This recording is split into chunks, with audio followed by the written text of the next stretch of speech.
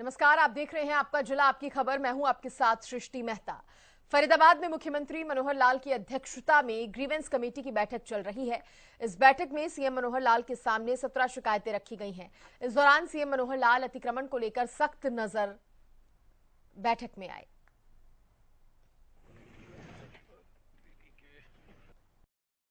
के पास है तो सर एचएसपी कार्रवाई करते हैं, और सर जहां ट्रांसफर हो चुकी है और कन्वेंस डीड हो चुकी है सर उस केस में निगम कार्रवाई करते हैं। तो सर इसमें उसका डेमोलिशन कर दिया जाएगा। ऊपर जो बनाया उसका या टोटल का? नहीं सर, सेकंड फ्लोर का। सेकंड फ्लोर का जो बनाएंगे, डेमोलिशन करेंगे सर, उसके बनाते समय लॉस तो नीचे हो गया बिल्डिंग को, उसकी जिम्मेवारी? सर उसकी जिम्मेवारी जो फर्स्ट फ्लोर पे ओनर है उन्होंने लिखित में दिया है सर, डीसी साहब।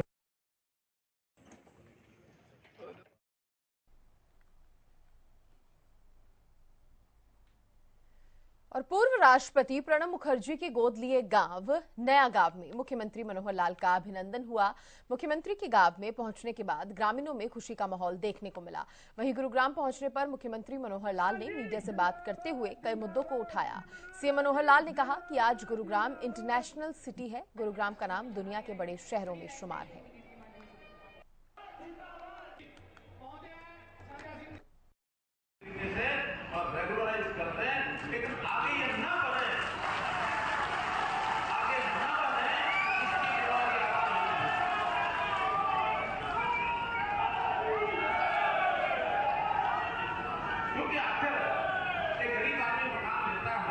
उसकी जरूरत है, लेकिन हम उसमें बहुत सी सुविधाएं दे रहे हैं कि गरीबों को प्रधानमंत्री जी ने प्रधानमंत्री आवास योजना नाम से जो स्कीम चलाई है उसमें लगभग 2.5 लाख रुपया गरीबों को सरकार देती है। भाई थोड़ा पैसा ज्यादा लगे तो 2.5 लाख रुपया हमारे से इस नाते से हम सहायता करते हैं। हम दीनदयाल उपाध्याय आवास योजना में बनाई है, बहुत कम उसमें पैसा सरकार का लगता है ताकि वो सस्ती चीज जो है और गरीब को मकान मिल सके। अफोर्डेबल हाउसिंग में भी अब 42 रुपया स्क्वायर फुट पर।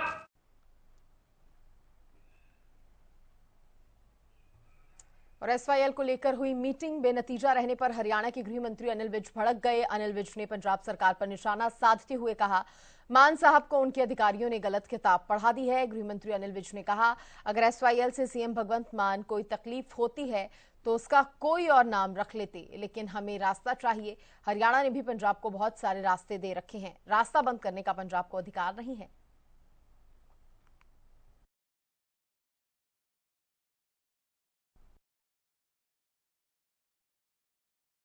कि मान साहब को उनके अधिकारियों ने गलत किताब पढ़ा दी। ये मीटिंग होनी थी नहर को बनाने के लिए, रास्ते के लिए, और वो रोना रो रहे हैं पानी का कि हमारे पास एक बूंद पानी नहीं है।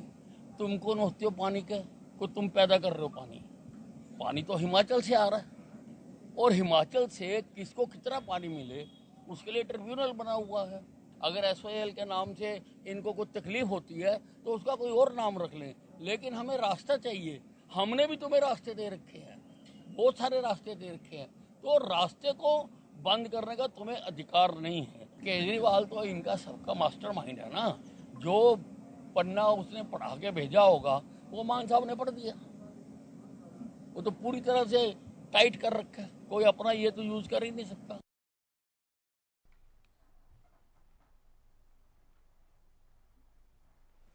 एसवाईएल को लेकर हुई मीटिंग बेनतीजा रहने के बाद सियासत गर्मा गई है। इस मसले पर राज्यसभा सांसद डीपी वत्स ने भी प्रतिक्रिया दी। डीपी वत्स ने कहा कि पानी नहीं मिलने से दक्षिण हरियाणा सूखा पड़ा है। अगर पानी समय पर मिल जाता तो 10.8 लाख एकड़ भूमि सिंचित होती। इसके साथ ही डीपी वत्स ने कहा कि उम्मीद थी कि बैठक में रास्ता निकलेगा, लेकिन ऐसा नहीं हुआ।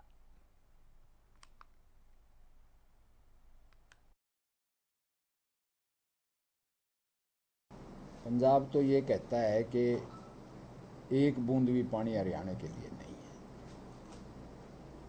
कुंडली मार के बैठे हैं, और इसका आज फिर क्यों बात कर रहे हैं? मैं तो वैसे पार्लियामेंट में भी बोलता रहा हूँ एसवाईएल के मुद्दे पे।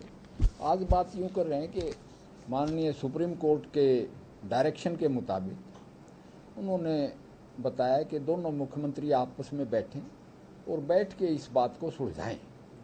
वो कल दोनों मुख्यमंत्रियों की मुलाकात हुई और हरियाणा के मुख्यमंत्री ने यही मुद्दा उठाया कि भाई हरियाणा का हिस्सा यानी supreme court 3.5 MAF latest Haryana को दे चुका है।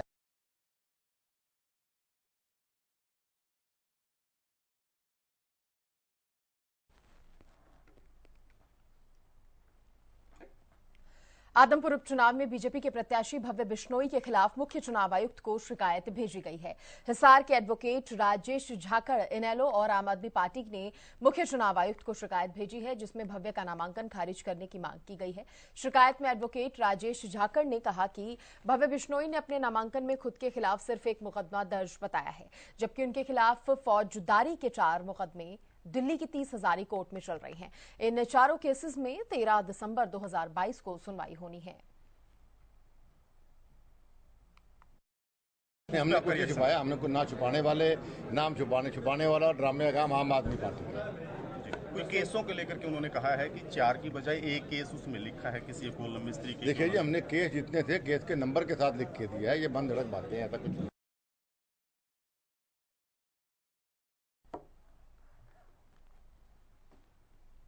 अब देखिए, बाजरा पंचगावा के कन्या गुरुकुल महाविद्यालय के वार्षिक उत्सव के शुभारंभ कार्यक्रम का आयोजन किया गया। कार्यक्रम में मुख्य अतिथि के तौर पर कृषि मंत्री जेपी दलाल पहुंचे। इस दौरान जेपी दलाल ने दीप प्रज्वलित कर कार्यक्रम का शुभारंभ किया और छात्राओं को महापुरुष के पदचिन्हों पर चलते हुए हर हाल में उच्च शिक्षा हासिल कर उच्च मुकाम हासिल करने के लिए प्रेरित किया। और जो आज प्रधानमंत्री जी ने बेटी बचाओ बेटी पढ़ाओ का जो लक्ष्य रखा है, आज से 70-80 साल पहले आर्य समाज के हमारे पुरोधाओं ने इस दिशा में काम किया था और तब से बेटी पढ़ाने के लिए इस गुरुकुल की स्थापना की थी। ये इलाकों की दूरदर्शी सोच और शिक्षा के प्रति इनका समर्पण और महिलाओं के प्रति सम्मान उसको दिखाता है और हम मिलजुल करके आगे सारे इस गुरुकुल को और अपग्रेड करेंगे, आधुनिक शिक्षा का प्रबंध भी करेंगे और जो हमारी संस्कृति से, हमारी जड़ों से जो हमें विद्या मिली है उसको मेंटेन करते हुए जो आधुनिक शिक्षा है उसका समावेश करके बच्चियों को पूरी संस्कार युक्त और शिक्षित बना करके इलाके की प्रगति करेंगे। प्रदेश की मंडियों में हर वर्ष धान या गेहूं की खरीद हो, इन सभी की खरीद में मंडियों से घोटाले सामने आ रहे थे, लेकिन अब की बार इन मंडियों पर हरियाणा के मुख्यमंत्री की पहले से ही नजर थी। इसी को लेकर पलवल जिले की होडल की अनाज मंडी में सीएम फ्लाइंग की टीम ने मंडी में किए गए औचक निरीक्षण के दौरान भारी अनियमितताएं पाई। होडल मंडी में 120 फर्जी गेट पास काटे गए और 20,000 क्विंटल धान फर्जी तरीके से खरीदा गया। अब इसको लेकर वेयर हाउस कॉर्पोरेशन, खाद्य आपूर्ति विभाग, मार्केट कमेटी सचिव, कंप्यूटर ऑपरेटर, नीलामी अधिकारी सहित 13 मिल मालिकों और आढ़तियों के खिलाफ मामला दर्ज कर लिया गया है। होडल थाना प्रभारी छत्रपाल सिंह का कहना है कि जल्द से जल्द जांच में आरोपियों को गिरफ्तार किया जाएगा। जो सीएम फ्लाइंग की तरफ से अपने इंस्पेक्टर जगदीश ने एक लिखित तहरीर भेजी थी, उसके अंदर मुकदमा दर्ज हुआ है। तो क्या मामला किन के खिलाफ हुआ, क्या मामला था?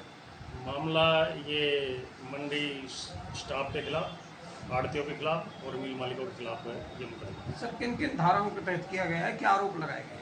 ये धारा है 420, 67, 68, 471, 120B, 201 और 66 IT एक्ट के तहत ये मुकदमा दर्ज हुआ है। तो क्या आरोप लगाया सर सीएम? आरोप ये है कि लोगों ने फेक वो गेट पास बनवा कर वो धान यहाँ आता हुआ दिखाई दिया, परंतु यहाँ पर ना वो धान आया, कागजों में ही वो बाहर निकाल दिया। तो अब क्या कार्रवाई की आपने? अब मुकदमा दर्ज करके इस पर आगे इन्वेस्टिगेशन की जाएगी, तफ्तीश। और चलिए इस बीच एक बड़ी खबर का रुख कर रहे हैं। गोहला चीका से खबर सामने आई है।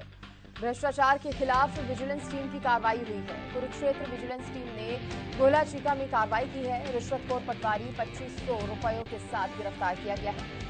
रिकॉर्ड देने के एवज में पटवारी ने रिश्वत की मांग की। बड़ी खबर इस वक्त आपको बता रहे हैं।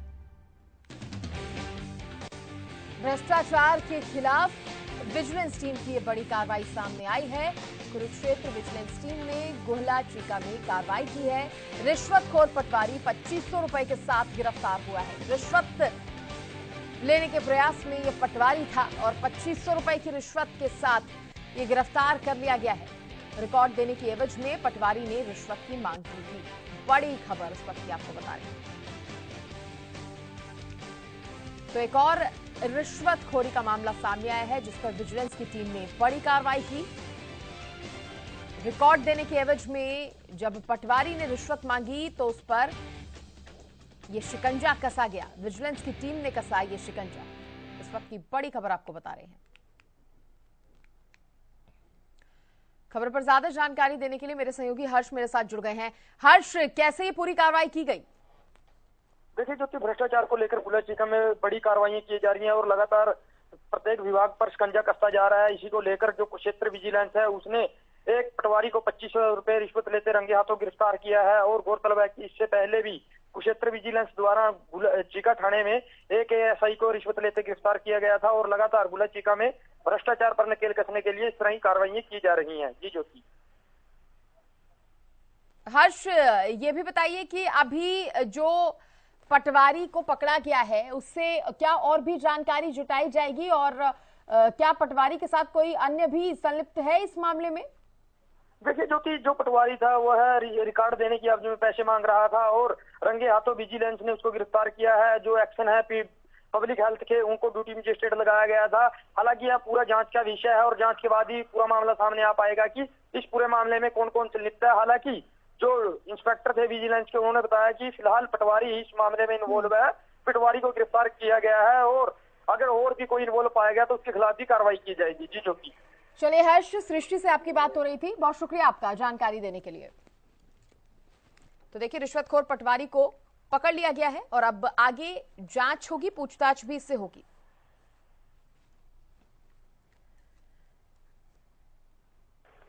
तो कुरुक्षेत्र विजिलेंस टीम ने गोहला चीका में कार्रवाई की है। रिश्वतखोर पटवारी 2500 रुपयों के साथ गिरफ्तार किया गया है। रिकॉर्ड देने की एवज में पटवारी ने ये रिश्वत की मांग की थी।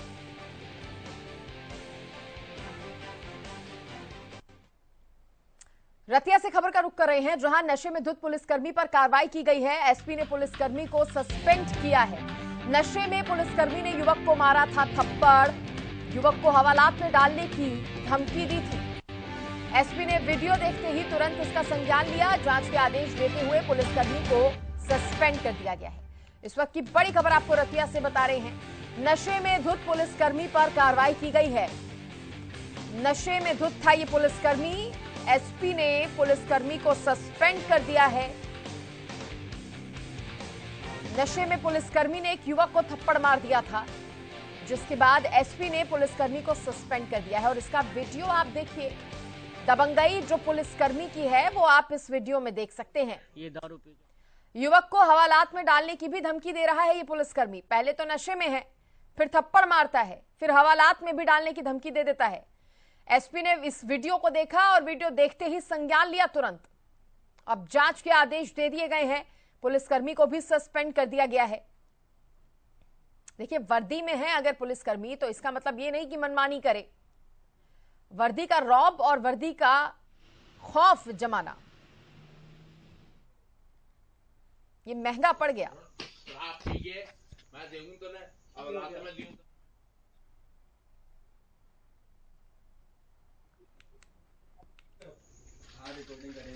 रिकॉर्डिंग कर कैमरा लगा क्या हो गया ये ऑटोमेटिक आग मारने लग रहा है यार। बताओ, कुछ हम लोगों ने कुछ बिगाड़ा नहीं है। हां सुन ले जाऊंगी इसमें हैं ले जाओ कोई ले जाओ। देख लो जी, ये दारू पी के वैसे ही कर रहे हैं। देख लो मैं क्या गलती किया है आखिर बताओगे तब तो। क्या क्या मैं बताऊंगा। हां क्या गलती किया बताओ। कोई नहीं, मैं किस बात पे क्या गलती किया है छोड़ दे। मेरा बंदा है वो। देने के लिए मेरे सहयोगी रतिया से अशोक ग्रोवर जुड़ गए हैं। अब देखिए अशोक, ये वीडियो बता रही है कि पुलिस किस तरह से दबंगई कर रही है। ये पुलिसकर्मी जो नशे में धुत है और वर्दीधारी है, उसके बावजूद इस तरह की हरकतें जो ये कर रहा है, कैसे एक्शन लिया गया है इस पर? देखिए ज्योति, मैं आपको बता दूं कि पुलिस द्वारा एक नारा दिया जाता है, सेवा सुरक्षा सहयोग, मगर इस नारे को शायद इस पुलिसकर्मी ने तार तार किया है। मामला वीडियो वायरल का है जो देर रात से हो रही है सोशल मीडिया पर, और रतिया के तहसील के सामने विजय ढाबे की बताई जा रही है। हालांकि इसको लेकर हमने ढाबे के मालिक से बात की है। उसने कहा कि नशे में धुत पुलिसकर्मी और उसके साथ मारपीट की है, गाली गलौज की है। और वीडियो वायरल होने के बाद जो एसपी है, जिला पुलिस कप्तान आस्था मोदी, उन्होंने एक्शन लिया और हरकत में आई है और तुरंत पुलिसकर्मी को सस्पेंड किया है और विभागीय कार्रवाई के भी आदेश दिए हैं, जिसको लेकर जो सिटी थाना के एसएचओ है जगदीश साली, वो होटल ढाबे मालिक के पास पहुंचे और उनके बयान भी लिए हैं। जी चलिए, बयान तो लिए गए। अशोक, पता चल पाया कि क्या कुछ कहा है इन्होंने अपने बयान में? साथ ही अभी बताइए कि इससे पहले भी इस तरह की दबंगई करता पाया गया ये पुलिसकर्मी? इसमें कोई दो राय नहीं है, क्योंकि जो ढाबे के मालिक का कहना है कि वो रात को खाना खा रहे थे और पुलिस वाले आए और उसे तुरंत चाय बनाने को कहा, जिसको लेकर उसने कहा भी खाना खा लें। उसके बावजूद भी उन्होंने चाय पिलानी शुरू कर दी, जिसको लेकर उसने गाली गलौज और मारपीट पर उतर आई। नशे में धुत थे और यहाँ तक ढाबा मालिक का कहना है कि उसे धमकी दी गई कि हवालात में डाल दूंगा अगर शोर मचाया तो। जी चलिए, बहुत शुक्रिया अशोक आपका खबर पर जानकारी देने के लिए। तो देखिए, तुरंत ही संज्ञान में लिया गया इस मामले को। अब जांच के आदेश भी जारी कर दिए गए हैं, साथ ही पुलिसकर्मी को भी सस्पेंड कर दिया गया है, क्योंकि अगर वर्दी का रौब दिखाएगा कोई पुलिसकर्मी इस तरह से और बेकसूरों को थप्पड़ मार देगा अपने मन मुताबिक, तो इसको बर्दाश्त नहीं किया जाएगा।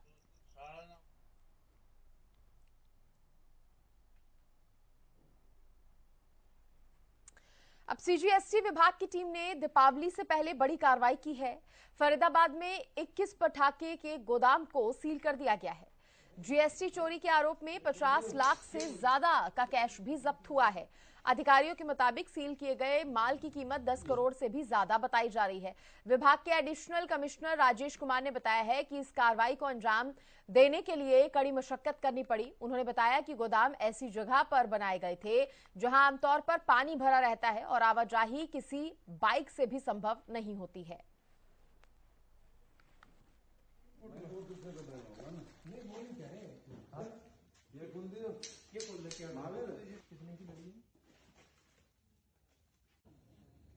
नंबर 1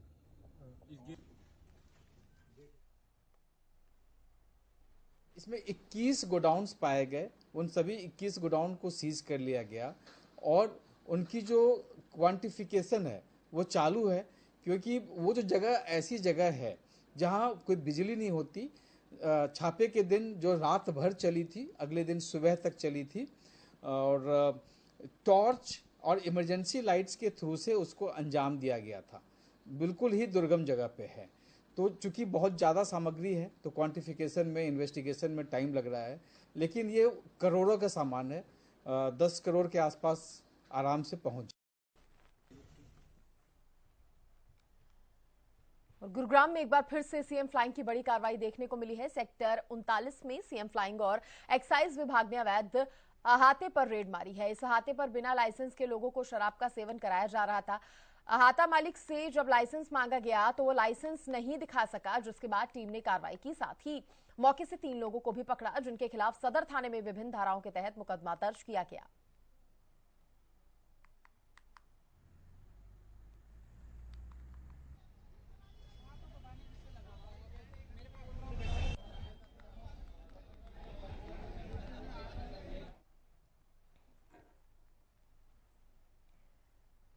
अब देखिए, फतेहाबाद में मोटरसाइकिल सवार 2 युवक 62 वर्षीय व्यक्ति के हाथ से सोने का कड़ा निकालकर मोटरसाइकिल पर सवार होकर भाग गए। पुलिस ने बुजुर्ग की शिकायत पर केस दर्ज कर आरोपियों की तलाश शुरू कर दी है। अनंत कुमार ने बताया है कि सुबह सैर करने निकला था। इसी दौरान एक युवक आया, उसने उसे मंदिर का रास्ता पूछा। जैसे ही रास्ता बताने लगा, इतनी देर में बुजुर्ग से पैदल आए इन युवकों ने कड़ा छीन लिया और बाइक पर बैठकर वहां से फरार हो गए। पुलिस अब सीसीटीवी फुटेज के आधार पर जांच कर रही है।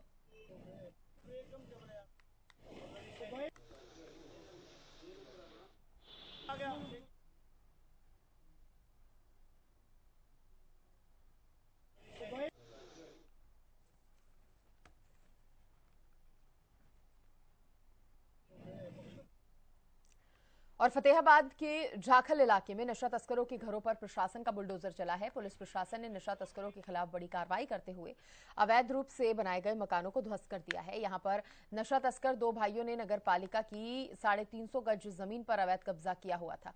प्रशासन की ओर से की गई कार्रवाई से पहले नगर पालिका ने नोटिस भी दिया था, जिसके बाद प्रशासन की टीम ने जेसीबी से कार्रवाई को अंजाम दिया।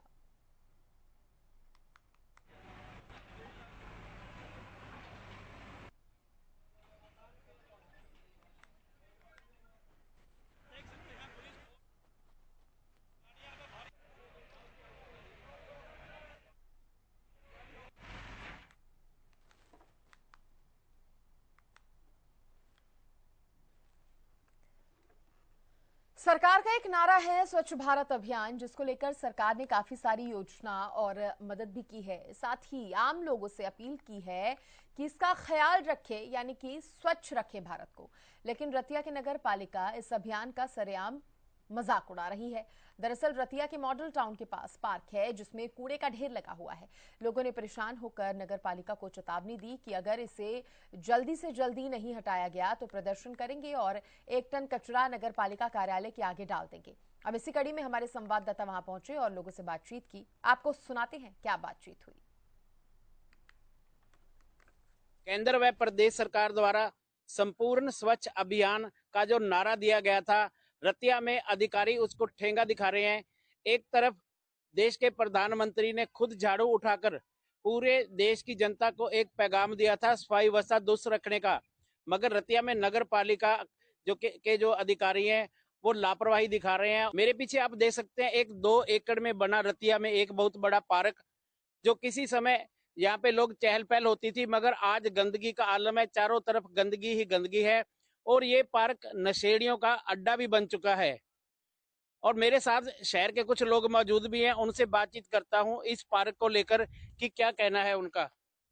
नाम क्या आपका? मेरा नाम गुरप्रीत गोपी है जी।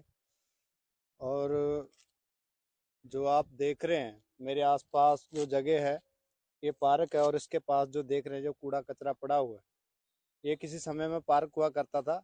यहाँ पर लोग घूमने फिरने के लिए आया करते थे, लेकिन आज यहाँ जो खड़ा रहना भी बहुत मुश्किल है। आप बताएं, आप स्टूडेंट यहाँ पे लीडर भी हैं और पहले आप पार्क में आया करते थे साथियों के साथ, अब इतनी बदहाली क्यों है पार्क की? देखिए, एक समय की बात थी कि जब हम समय था कि पार्क बढ़िया थी, लोग घूमते थे आने के लिए, सब यार दोस्तों के साथ आते थे। लेकिन टाइम चेंज होने के साथ साथ प्रशासन की नालायकी के कारण आज इस पार्क को नशेड़ियों का अड्डा बना दिया गया है। आपने देखा होगा कि पार्क के नज़दीक कूड़े के ढेर पड़े हैं। यहाँ पर लोग घूमने क्या 10 मिनट के लिए रुककर भी नहीं खड़े होते, क्योंकि इतनी बदबू आती है। लोग यहाँ पर बीमारियों के शिकार हो रहे हैं। प्रशासन का कोई ध्यान नहीं है। बार बार हमने लिखित में भी दे दिया है भी इसको जल्द से जल्द साफ पार्क को किया जाए और कूड़े के ढेर चुकवाए जाए, लेकिन प्रशासन इस पर कोई कार्रवाई करने को तैयार नहीं है। अगर जल्द से जल्द हमारी समस्या का हल नहीं होते, से पार्क को साफ नहीं किया जाता, तो हम सभी शहर के लोग इकट्ठा होकर, नौजवान इकट्ठा होकर इस लड़ाई को लंबी लड़ेंगे। अभी आपने सुना कि पार्क को लेकर गंदगी का जो आलम छाया हुआ है, यहाँ पे जो आसपास के रहने वाले लोग हैं उनमें कितना रोष है। अब देखना यह होगा कि इनकी चेतावनी के बाद नगर पालिका इसको लेकर क्या उचित कदम उठाता है। अशोक ग्रोवर, हरियाणा न्यूज, रतिया। चलिए, देखने वाली बात होगी अभी कितना सुधार आता है इलाके में। फिलहाल इसी के साथ बुलेटिन में इतना ही। देखते रहिए हरियाणा न्यूज। नमस्कार।